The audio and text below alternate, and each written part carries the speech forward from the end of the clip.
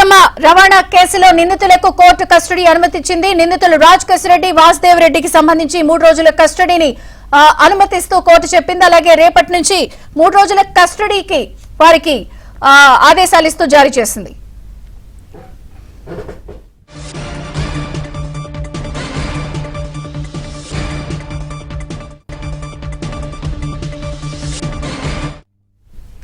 AP liquor అక్రమ రవాణా కేసులో నిందితుల కస్టడీకి కోర్టు అనుమతి ఇచ్చింది.